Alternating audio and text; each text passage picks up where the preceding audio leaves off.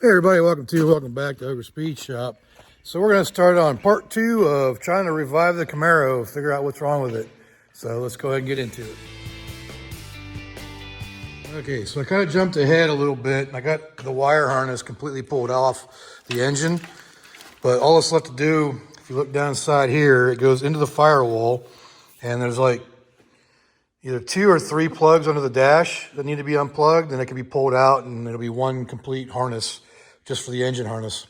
And we can start getting into it and see if I can find more breaks like what we found here in part 1.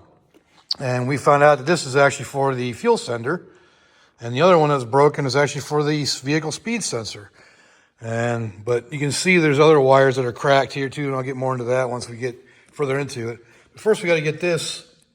Let me get a light. See where it goes through the firewall. See that little plug right there?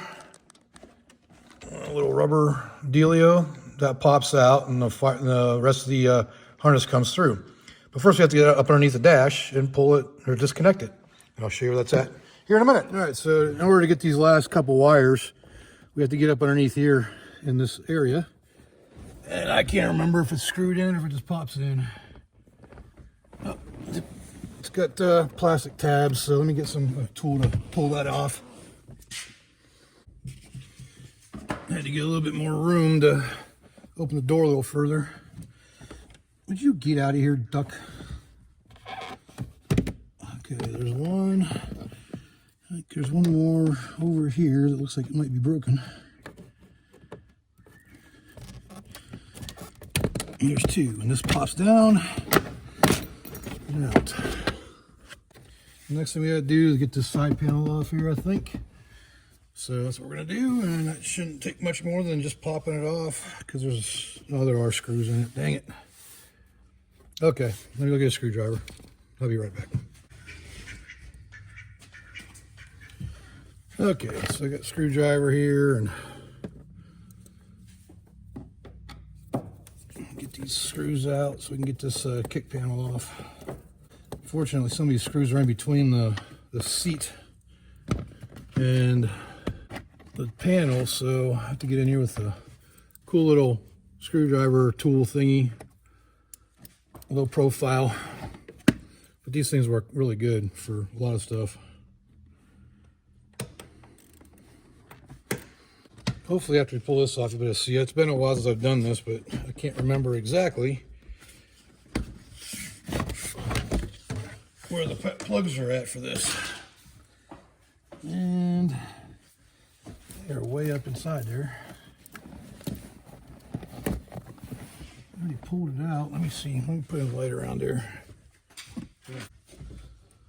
Like I said, it has been a while. Oh, okay. I see it now. And okay, so these plugs are right there. Easy enough.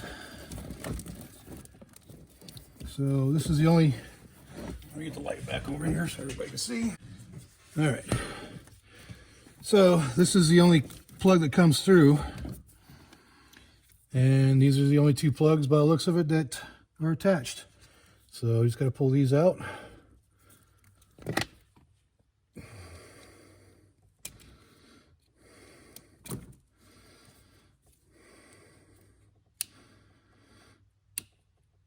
Pretty sure on the LLT ones, there was 3 plugs under this dash that needed to come out, but like I said, it's been years since I've pulled a harness off one of these.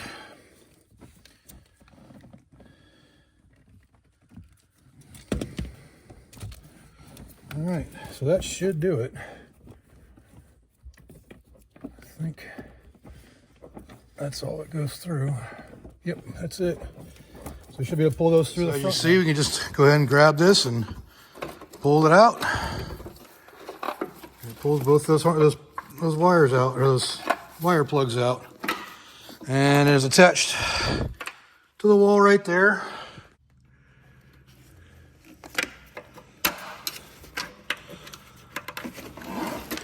There you have it. So the entire harness is loose now.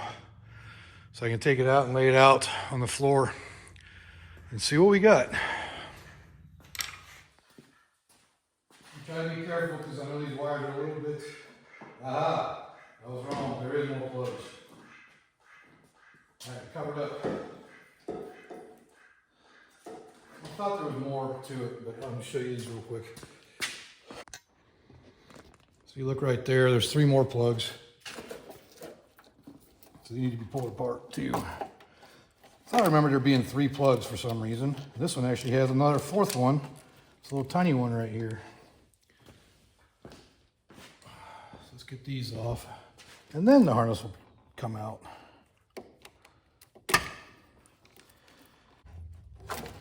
There you have it.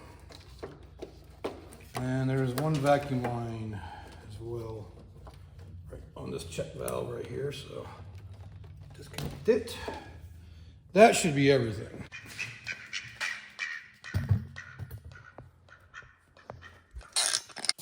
Then again, like I said, I want to be careful pulling it out so we don't rip any wires. And then there's one AC connector here. Go for that.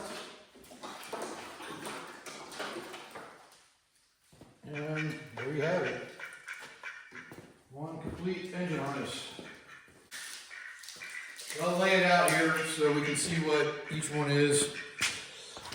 You can kind of see it over here, but I'm going to lay it out the way it's in the engine bay. And I'll go over what each connector is. All right, so you kind of have it laid out the way it goes.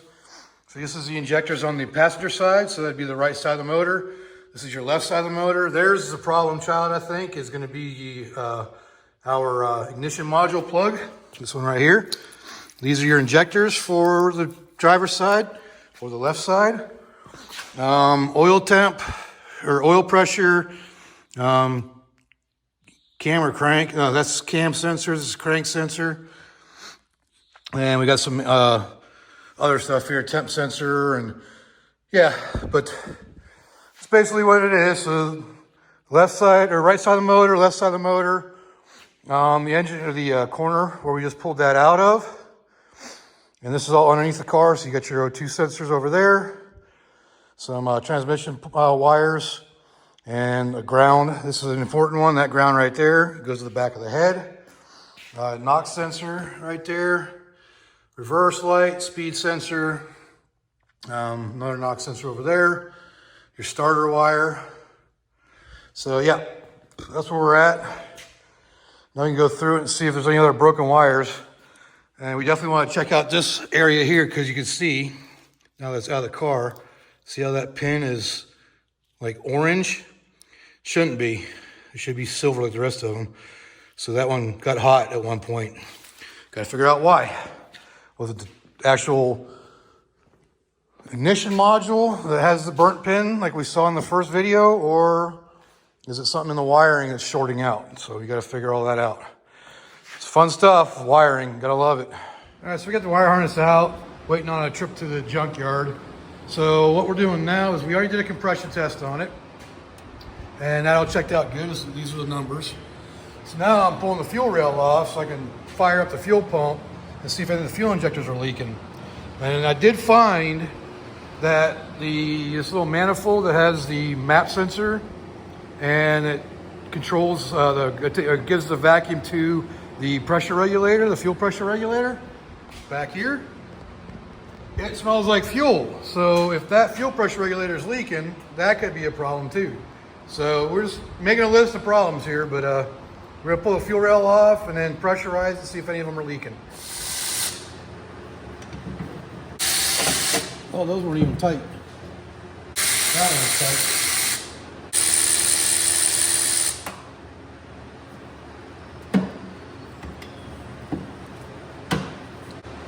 Alright, so we have the fuel rail loose. So we can get these injectors out without them popping.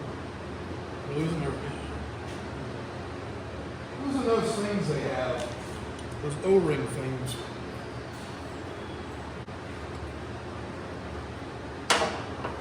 This came out pretty easily. Alright. So the other side here. At least the clips are on there, so they're staying on the fuel rail, which is what I want. Okay, so we got that out. Now can we get it all the way out? It doesn't look like it. But that should be enough to be able to test the pressure. If I removed the alternator, I could get it out, but I don't want to do that yet. But we can see all the injectors and see if they're all, any of them are leaking. And all those O-rings on there definitely need to be replaced. So we might have a vacuum leak as well, which could be causing some issues. Let's just get that set there so you can see the injectors. Yep, so let's pressurize the fuel system and see what happens.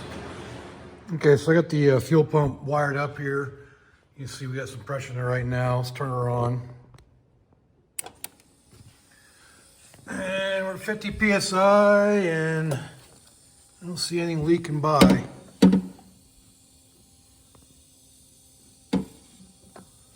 That one popped off, that's why it's wet around there, but I don't see anything, any injectors.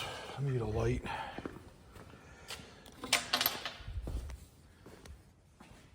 I just popped a fuse, I think.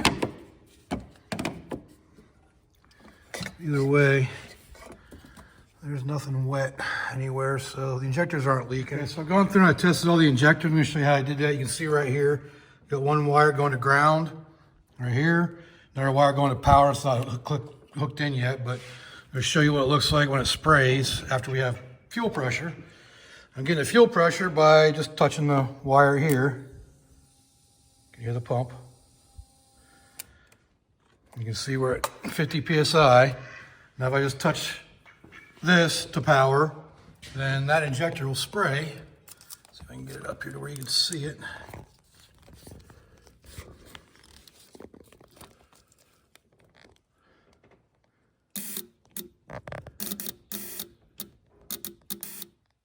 So all the injectors are spraying the same. So I'm gonna have to assume they're all right. None of them are leaking that I can see. I thought I saw some fuel dripping from the fuel pressure regulator back here, so I'm going to check that next. In fact, we'll check it right now. I swear I saw some fluid back there. Yes. Okay, the fuel pressure regulator is indeed leaking. Let's see how bad it's leaking. Let's pressurize the fuel system here.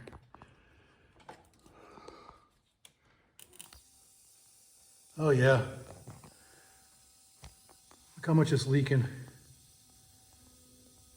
So that ain't good. We got a bad fuel pressure regulator. Okay, well that's a start. We know that's bad now. All right, so I got the fuel rails out. This is the fuel pressure regulators. You can see it's wet all over it, so let's pull it apart and see if we can figure out if it's just a bad diaphragm or what.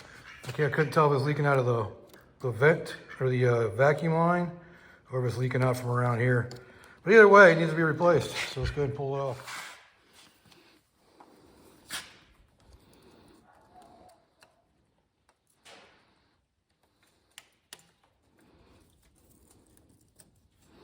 Just gonna take that snap ring off and this should just pop out now.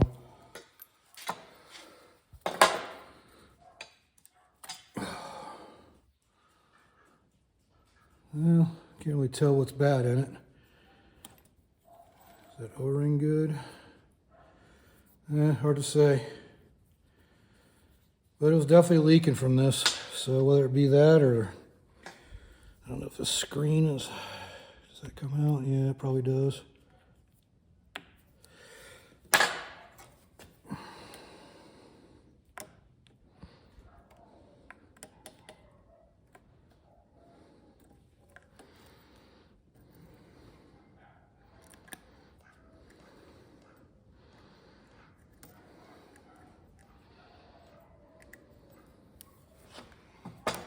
Because that's supposed to be on there.